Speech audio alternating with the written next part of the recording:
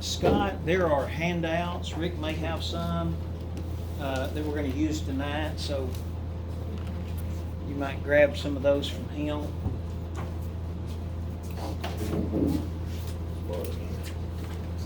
Yes, sir. Need another one? Do you have this? All right. As you're aware, one of the handouts that we've been using is this one. It's called a Panorama of Daniel. And the reason why I kind of paused our progression through Revelation is obviously because as we've talked about, the book of to properly interpret and understand the book of Revelation, you just absolutely have to know, at the very least, the book of Daniel. It's even better if you know all the Old Testament, because as we learned in our introduction, the book of Revelation kind of takes all of these little pieces of prophetic truth that have not occurred to this point that was prophesied in the Old Testament, and it draws all those together and gives us a progression, a chronological progression of how all of these are going to fit together to eventually lead to the restoration of Israel and the establishment of the Messiah's reign here on earth. Now we also get in the end of Revelation, as we talked about Sunday, the final judgment in the end of chapter 20 of Revelation. And then we get a picture in chapters 21 and 22, a picture into the purification of the universe and of the world, and whether you hold to the fact that he's going to burn everything up and totally recreate, or the fervent heat and all that stuff is talking about some kind of a spiritual purification, kind of a remaking of where we presently live. There's evidence for both of those, and we're not going to fight over that. Whatever you believe, I can understand. A lot of scripture on both sides, but we get that in chapter 20, 21 and 22. Eternity with the new heavens and the new earth, the new Jerusalem that comes down out of heaven, and all that type of thing. If you were with us, probably, what's it been? Maybe older I get, the less I can tell you how long it's been. Maybe a couple of years ago, we did a series on heaven. We spent 5 or 6 weeks on heaven. And so we looked at a lot of the detail in chapter 22, because ultimately heaven will be on earth, right? The new earth, because God will be residing with us in the new Jerusalem and all of that. And so we talked about all of that. We're not going to do that much this time, but a lot of detail there. So in the book of Daniel, you have Judah, who's gone into captivity, which is believing Israel at that point. Remember when you had the northern kingdom, the southern kingdom separate, and then the northern part called Israel go into Assyrian captivity. There were still people of those tribes that lived in the area of Judea, and they were also taken. So it really was representative of Israel when they were taken into Babylon, into captivity. So you have them taken into captivity, and obviously one of the questions is, what about the Davidic kingdom? Now you have this Gentile world empire, the land that we were given eternally, we're not in anymore. What in the world is going on, and how is this all going to shake out, So Daniel, referring back to last week when we talked about Daniel chapter 9, Daniel knew the prophecies of Jeremiah. Remember, Jeremiah was a a pre-exilic. We talk about pre-exilic, exilic meaning in exile, pre-exilic prophets, exilic prophets, and post-exilic prophets. That's how we divide up the prophetic books. And Ezekiel and Daniel are exilic. They are both written by prophets that are in Babylon at the time, and so the Jeremiah was pre-exilic, but part of his writings actually affected and talked about the captivity. And as we pointed out, I think somebody looked it up last week, in Jeremiah 25, it talks about the fact that this time, their time in Babylon would be 70 years. I'm going to see if I can find that. That's very unprofessional of me to not have that to give y'all, but some of you may have written it down. Is that Jeremiah 25 or 29 and 10? Yeah, I think that's it. Yes. Jeremiah 25, 12, 11, 12, Yeah. 29 and 10. 29:10 says, "For thus says the Lord, when 70 years have been completed for Babylon, I will visit you and fulfill my good word to you to bring you back to this place." So remember, even though Israel, in the covenant with Israel God made, He gave the land. This is what some people call this the Palestinian covenant. Most modern, at least dispensational theologians, just call it the land covenant, because if you know the word about the history of the word Palestine, it was very late in the game, long after this. So the land covenant is the fact that that God gave that land to Abraham and his descendants forever. So the title deed is always theirs. But when they disobey, God chastises them and removes them from the land. And so, as we talked about last week, why the 70 years? The 70 years are the 490 years that, according to the Mosaic covenant, they were supposed to give the land rest every 7 years, and they didn't. So that's why 70 years. He recovered those 70 years of rest for the land. And so here, Jeremiah said 70 years. Daniel had read that. Daniel knew that that was approaching, but Daniel didn't assume on the grace of God. He got on his knees, and probably one of the longest and most beautiful prayers in the Bible is the introduction of the prophecy of the 70 weeks. And then in Daniel 9:24, as we looked at last week, he gives several things that God will accomplish in this 490 years, or 70 weeks of 7. And they involve, we're not going to go into detail on all of those, but they involve, 3 of them involve basically providing an acceptable sacrifice before God to eliminate sin.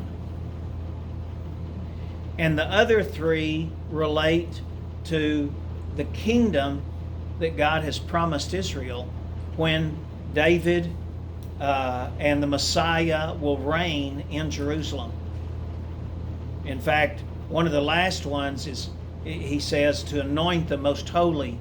And as we talked about last week, that can be one of 2 things. Either he's talking about the humongous temple that will exist then, that Ezekiel talks about in Ezekiel 40 through 48, or he's talking about the Holy One, which is the Messiah, who will be reigning there in that temple during the millennial kingdom.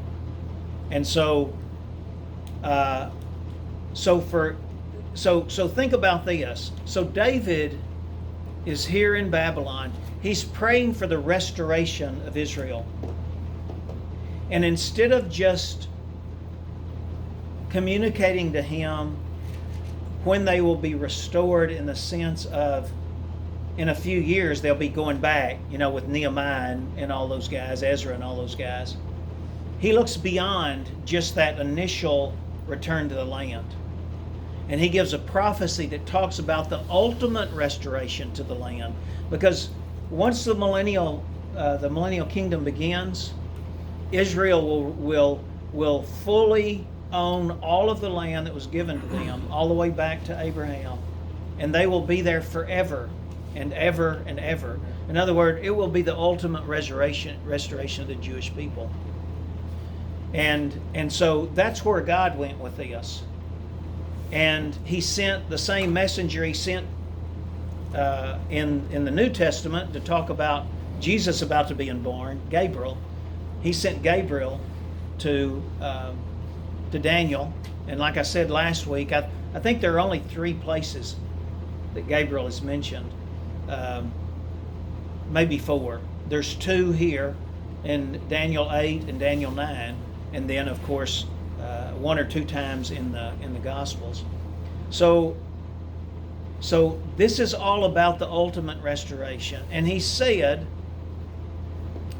that after 49 years in the rebuilding of the moat and the wall and all of this stuff, and then 62 more weeks, which is 434 years, the Messiah will come on the scene, and the Messiah will be cut off. That's how we know, even from the Old Testament. Now looking back, we realize what he was talking about was he was going to be rejected by Israel as their king, and he was going to be crucified. Of course, that was all in God's plan. Remember, when Peter's preaching on the day of Pentecost, he said this was by the foreordination of God, preordained plan of God, that Christ would be crucified for the sins of mankind. And so that's why we can't blame it on the Jews or the Romans. This was for the sin of mankind, which includes every single person that's ever lived anywhere. And so he says that. He says the Messiah will be cut off and have nothing.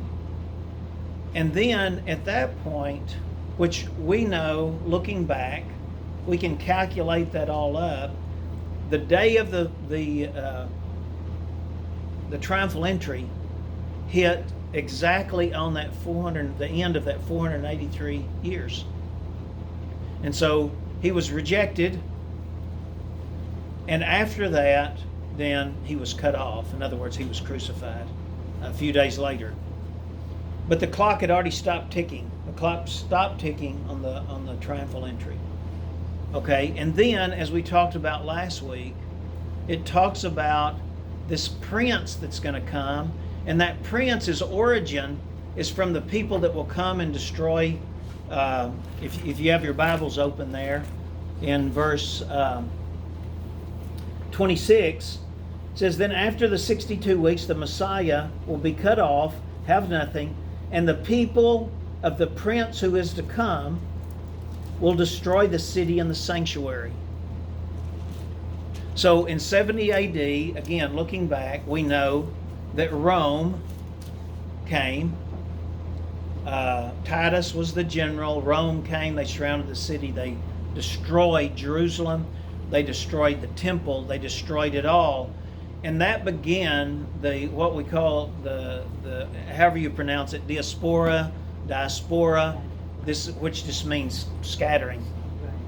Israel was scattered all over the world, because many of them were taken back to Rome and sold as slaves. So they went all over the world. Now, I just want to, as we're talking about this, I just want to point out one other thing.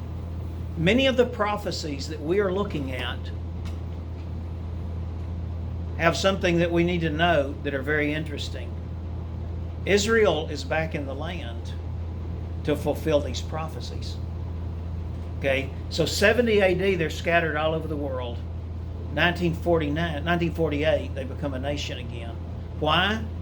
Because the Word of God is fulfilling itself exactly how God planned it to be.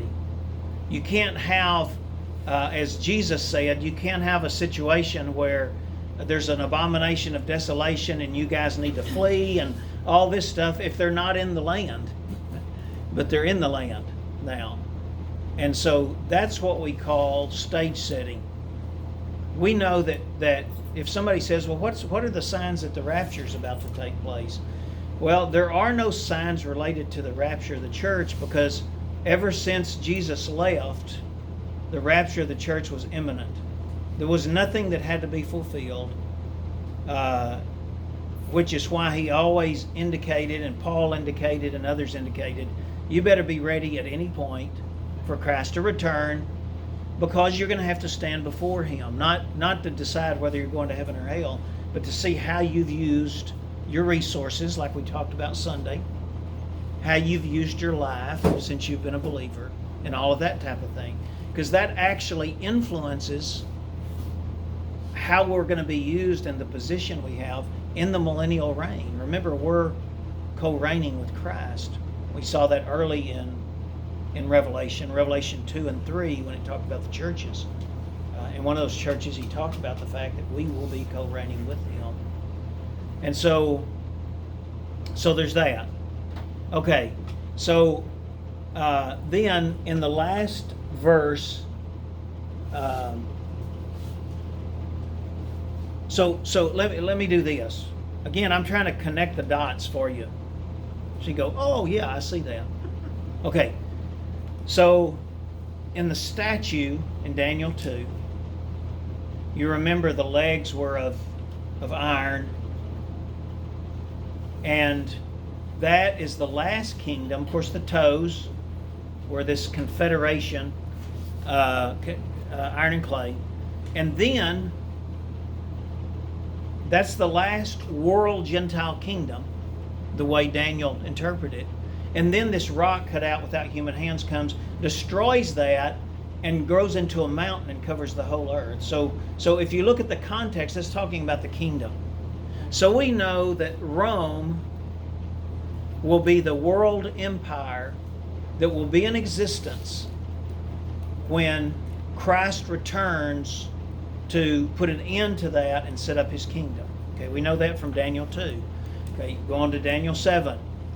In Daniel 7, remember when it gets down to that last beast, that's Rome. Okay?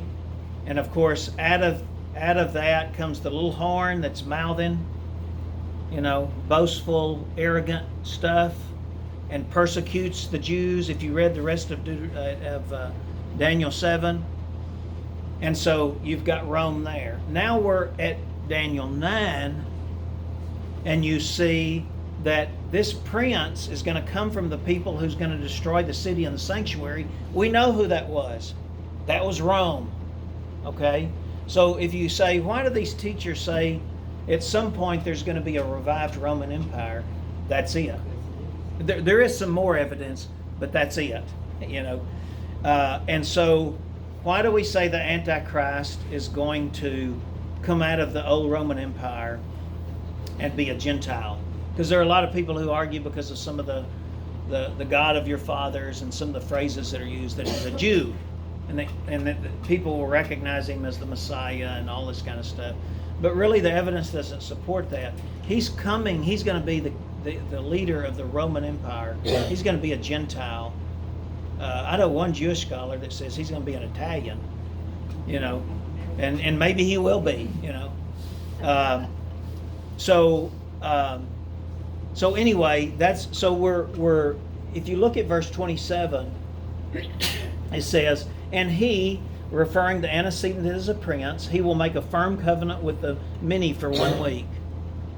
Now, at that point, I believe at that point the Jews won't really have a whole lot of friends in the world. We may be getting close to that now, by the way. Let me promise you, and I don't care who sees this online, if the president if we continue to get administrations like we do now and like we had at the end of 2008 to 2012, Israel will not have support from the United States of America. We will just turn a blind eye, and that'll be it. And just to throw in a few political issues that are going on right now that may be stage setting. If y'all are not aware, which you're probably more aware than I, because I hardly ever listen to the news, but they've cranked up the agreement with Iran again. And I just heard Netanyahu speak, and he said this one is as bad as the last one was. This one is much worse. So we're putting Israel in a situation to where Israel, well, at one point they're going to have to strike Iran. There's just no way, because Iran is run by radical people who believe, I don't know if y'all remember years ago we studied a little bit about Islam and about what's going on prophetically. They believe in what they call the Mahdi, who is their Messiah that's come on, and he's almost a reflection of what we see biblically of Christ. He's going to come on the scene, and Jesus is actually going to be like his second guy in charge. You know, all this stuff. But some of the radicals believe that they can initiate this by some kind of cataclysmic attack. So that's the kind of people, if the people we're dealing with in the United States right now that are in power are not bad enough, we have got idiots around the world that have access to stuff that could really cause some major world damage. And I'm not trying to scare y'all. I'm just trying to tell you that's the way it is. Yep. That's the world we live in. So anyway, so this guy is going to come on the scene, I believe, when Israel have no friends. And the Jews are going to be desperate, and this guy's going to give them an olive leaf, and they're going to take it. Because in the beginning, it's going to sound great, and it's going to look great. All right? We'll talk more about detail a little later. So, and he'll make a firm covenant with the many for 1 week, and the many has to be the Jews. That's the whole context of this passage. It's not talking about remember, we're talking about what will ultimately restore the Jews to their land permanently. That's the focus here. And fulfill all of those things that Gabriel said would happen in verse 24. So that's the context. So this many has to be the Jews. So what will initiate the 7 years on the earth? What will initiate the 7 years on the earth is the Antichrist signing a covenant with Israel. Of course, when we get to back to Revelation, we start with chapter 6, we're going to find out what will initiate the wrath of God on the earth, which is about the same time, is the Lamb starting to tear off those seals and God's wrath being poured out on the earth. So heaven's still in charge, even though earth thinks they're in charge at that point. So it says, and this is brief. We'll get more information later. For many, he will make a firm covenant with the many for 1 week. That's 1 week of years, just like everything else to this point. So 7 years.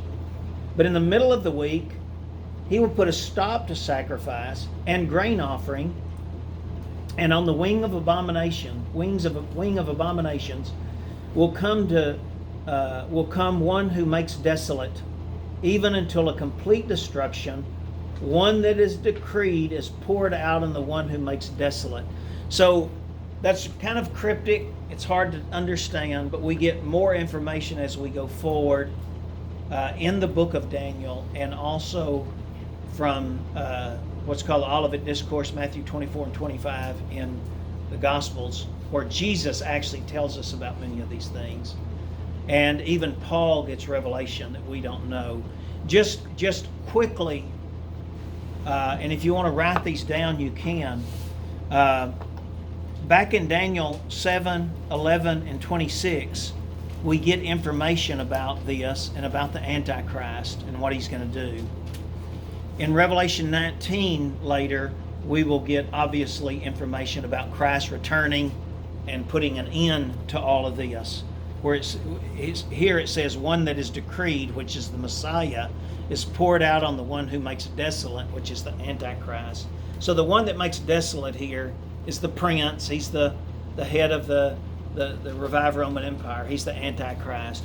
Christ, when he returns in Revelation 19, will put a stop to that and put both of them in the lake of fire, the Antichrist and the false prophet that we'll see in Revelation 13. So, also in 2 Thessalonians 2, if you'll read that, in verse 4, it gives us more information about what this abomination of desolation is. Now, we've talked about the fact that back in about 170 years before Christ came on the scene, the Greek Empire had split up. The 4 generals that Alexander the Great had taken different areas of their world empire, and there is a series in Daniel 11. It gives a very detailed account of the battle between the Seleucid Empire and it's not coming to me, and the Ptolemy Empire. One is in Egypt area, one is in Syria area, and they battle back and forth. Of course, if you look on the map, what they're doing is they're coming right over Israel every time. You know, they've got to come right down through here. And Antiochus Epiphanes, at that time, he goes to Egypt. The Romans put a stop to him because he wanted to take Egypt. The Romans said, no, you're not going to do that. So he's mad. So when he goes back through Jerusalem, he stops the sacrifice. He sacrifices a pig on the altar to Zeus. He tells them they're not going to worship Yahweh anymore. And they persecute and kill lots of Jews that wouldn't comply. So what that is, and you can read Daniel 8 and hear about that as well, but what that is he is a foreshadowing of the Antichrist. So when we start to look at the Antichrist, you'll see that he does a lot of the same things that Antiochus Epiphanes did. And so 2 Thessalonians 2, Paul tells us that what that is the Antichrist is going to do the same thing. He's going to go into Jerusalem halfway through the tribulation period. So 1260 days, 3.5 years, time, half a time. All these terms are used in Daniel and Revelation. And he will break the covenant with Israel halfway through it. He will work with the false prophet to create an image that can actually speak, and he will put that in the temple, and they have to go in and worship that. That's the abomination of desolation. He stops the indication is, in Revelation 11, we see a new temple there. Remember, the 2 witnesses are at the temple. And so that's why the implication is they're going to build the new temple. This is not the this is not the millennial temple. This is the tribulation temple. So he lets them rebuild their temple. They start Mosaic type worship again, Mosaic covenant type worship again. They're offering sacrifices. They have a priesthood. He goes in and puts a stop to that halfway through, and he sets himself up as God. So, and then any non-compliers are done for. That's why when Jesus was here and he got up on the Mount of Olives and they asked him about, when are all these things, when is the temple going to be destroyed, and when will be your coming in the end of the age? And when he started talking about his coming at the end of the age, he talks about wars and rumors of war and all this stuff. And then he gets down to Matthew 24:15, and he says, and the abomination of desolation will take place. And when you see that, pray that you're not pregnant. and don't go on the rooftop and all this kind of stuff. You just flee into the desert. And God will supernaturally protect a remnant in the area of where Jordan is now. Most people around believe the modern day city, or the ancient city, is Petra. It's called Bozrah in the Old Testament. And he will supernaturally protect them. And the protector primarily, as we'll see in the book of Daniel, is Michael, the archangel. He is the protector of Israel. Chapter 12 tells us. And so that's that. So you see, even in the text itself, there is a break between the Messiah being cut off and the signing of the covenant in the last 7 years. That break is now. And we have no idea how long that will last. The church began on the day of Pentecost, and until God takes the church out, then that covenant won't be signed. But let me tell you, stage setting may be really rough before we're taken out of here. I don't know about you, but I think it's kind of getting rough right now, and I think the speed is going to pick up just as we're seeing. When you have somebody surround your car and ask for your phone. I don't know if y'all have listened to the news lately. Surround your car and ask for your phone. 3 FBI agents. They have no charges against you or anything. They just force you to give them their phone because they're investigating somebody else that you may have called. There's nothing illegal about that, but it doesn't matter. It doesn't matter. When you have people like we have in control, laws do not matter except for us. It doesn't matter to them because they're lawless. So I think the stage setting is rapidly taking place. Okay, so turn over to chapter 11, and we're just going to read this. We may not have a lot of time to talk about it.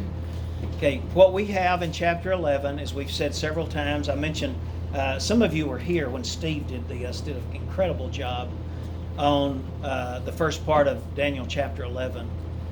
And what Daniel chapter 11 does is it picks up in, I think it's verse 4, verse 2, it talks about the Medo-Persian Empire. And then starting in verse 3, it starts to talk about Alexander the Great and the Greek Empire. It goes all the way through, and it gives details about history. This is the chapter that drives the liberals crazy. That's why when they look at this chapter, they say this couldn't have been written by Daniel. Because remember, liberals don't believe in supernatural or miracles or anything. So this had to have been written during the Maccabean period or the inter-Advent period, when they already knew all of this. That's the only way this could happen. But if God is God, and He is, He knows everything. He knows everything that will happen in the future. So He gave this to Daniel. So we can look back now and see all of these things occurred with the conflict between those two Greek leaders, the Ptolemies and the Seleucids. And so when you get down to verse 20, all the way down to verse 35, all of that deals with Antiochus Epiphanes. So if you want to read more about him, that all deals with him. And then,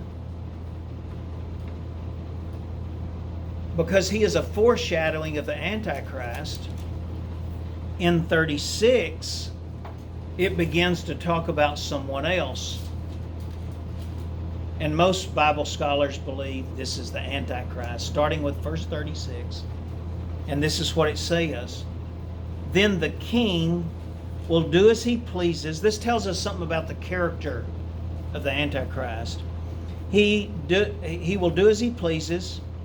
He will exalt and magnify himself above every god, and will speak monstrous things against the God of gods. One of the things that will distinguish the Antichrist is his worst comments, his most vile comments are against the God of the Jews, or God of the Christians. And it says, and he will prosper until the indignation is finished. So that which is decreed will be done. In other words, it's a done. This is part of God's plan. It'll all be done exactly the way God designed it. Verse 37, he'll show no regard for the gods of his fathers, or for the desire of women, nor will he show regard for any other god, for he will magnify himself above them all. He has no room for any. This is talking about any gods of anybody, whether it's Allah or Yahweh or or whoever, anybody that's ever been Zeus or anybody that humanity's ever claimed as a god. He has no regard for any of those gods. It says, but instead he will honor a god of fortresses, a God whom his fathers did not know. And we know from the book of Revelation, it is the God of this world. This is Satan. Because as we're going to see, it appears that he literally dies halfway through the tribulation and is indwelled by Satan. So it says, but instead he will honor a God of fortresses, whom his father did not know. He will honor them with gold and silver, costly stones, and treasures. Verse 39. He will take action against the strongest of fortresses with the help of a foreign god. He will give great honor to those who acknowledge him, and will cause them to rule over the many, and will parcel out land for a price. This is no different than most of your dictator type people, right? How do you get in power, and how do you keep allegiance? Well, you give out stuff to people. You bribe people. You do this, you help me with this, and you won't ever want for anything. Might be some of that going on these days, even around here. Verse 40. At the end time, and I can tell you the clues in the context indicate that from 40 on, this is talking about the second half of the tribulation period, those last 42 months or last 3.5 years. And we'll look at that in just a minute. At the end time, the king of the south will collide with him, and the king of the north will storm against him with chariots, with horsemen, and with many ships. Remember, we've talked about the fact that there were 10 toes, but because of the substances, the mixture of the clay and the iron, they were not equal in strength, and not even maybe equal in how they were, the part they took in the Confederacy. But we also have talked about the fact that and it's not coming to me right now, I think it's in Daniel 7, but there will be 10, and then there will be 7, because he'll rip 3 out. That's this. That's what he's given us more information about that. So some of these guys are saying, wait a minute, no, we didn't agree to this. In this Confederacy, you were supposed to be the prime minister, or what's the guy that's the head of the UN?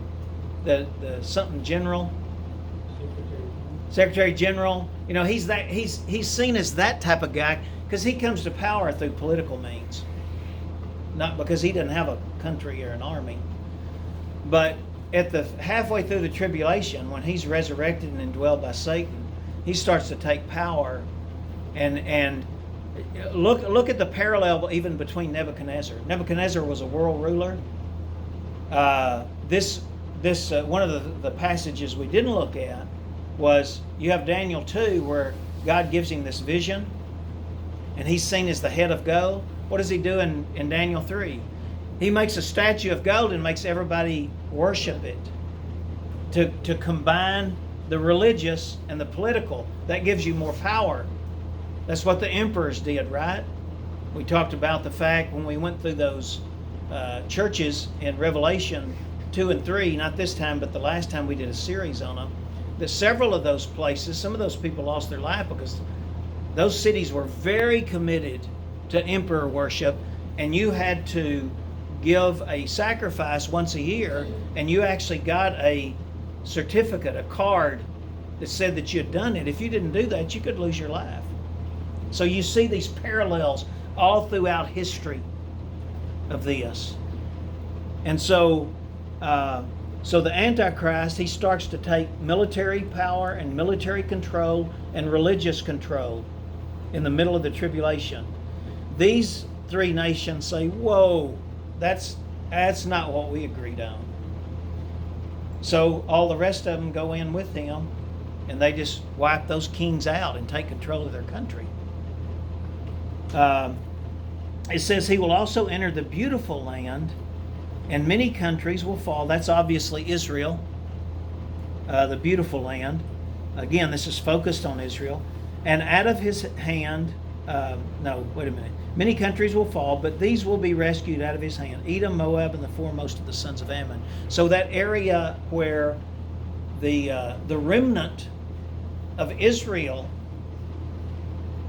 I don't know if it's just planned or this is just God sovereignly blinding him for a while or what.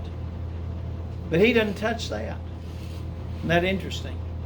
Because Michael is there protecting that remnant of Israel that's there in Jordan. And then he will stretch out his hand against other countries. The land of Egypt will not escape. So Egypt's one of the countries he'll take down. You go on down in 43, it mentions the Libyans, the Egyptians, the Ethiopians.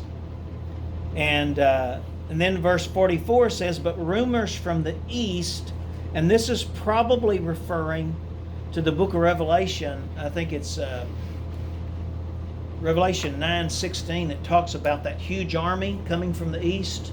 That's probably what this is referring to. From the north will disturb him, and he will go forth with great wrath to destroy and annihilate many. He will pitch the tents of his royal pavilion between the seas and the beautiful holy mountain. So he goes to Israel because, as an army, as a ground army is coming toward him, they have to come across the Euphrates River, which is we're told in Revelation, God dries all that up, and they'll just come across the Euphrates River. I remember even in the Gulf War, the Marines used their amphibious craft to cross the Euphrates River.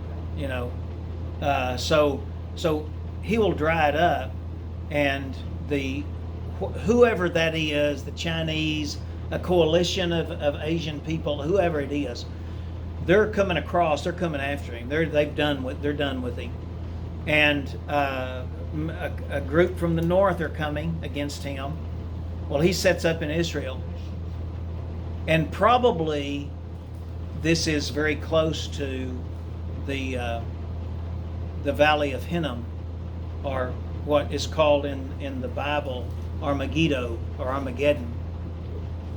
That great valley where many battles have been done, carried throughout history. And so it says, let's see, he will grow forth with great wrath to destroy and annihilate them. He will pitch the tents of his royal pavilion between the seas and the beautiful holy mountain. Yet he will come to his end, and no one will help him. Hey, he's burned all his bridges. And by the way, the one that's coming to destroy him, it wouldn't matter how many armies he had. When Christ returns in Revelation 19, someone who can speak the world into existence can absolutely, because the symbolism there in Revelation 19 is the swords coming out of his mouth, which is his word. All he has to do is speak, and those